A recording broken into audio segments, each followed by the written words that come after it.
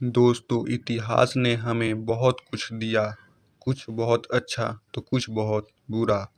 इतिहास के इन्हीं पन्नों पर हमें एक परम प्रतापी सूरमे का जिक्र मिलता है, जिनका गाथा सुनकर आपका सीना गर्व से तन जाएगा।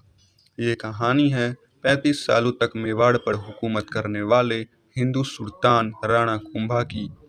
आइए आज आपको मेवाड़ के सबसे करारे योद्धा अपराजित राणा कुंभा की महागाथा सुनाते हैं।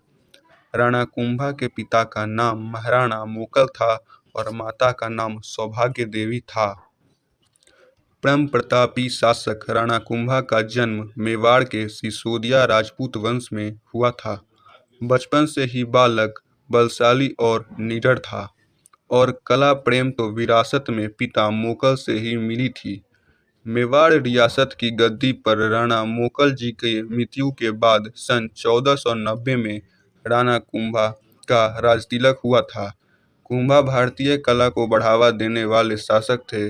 राणा कुंभा को ही चित्तौड़गढ़ दुर्ग का आधुनिक निर्माता कहा जाता है, क्योंकि इनके काल में ही वर्तमान किले का स्वरूप निखारा गया था।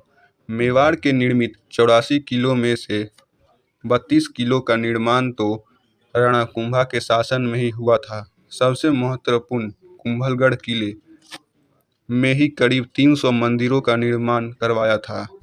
राणा कुंभा मेवाड़ की राजगद्दी पर बैठते ही सबसे पहले पिता के हथियारों को चुन चुन कर बदला लिया और सभी को मौत के घाट उतार अपना प्रण पूरा किया था।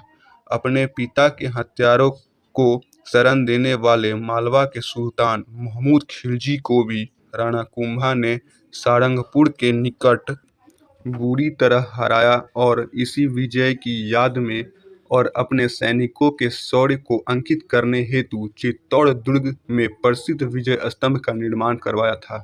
अपने शासनकाल में ही राणा कुंभा ने नागौर, सारंगपुर, अजमेर, मंडौर, खाटू और बूंदी जैसे मजबूत रियासतें पर अपना कब्जा कर लिया और विजय पताका लहरा दी थी।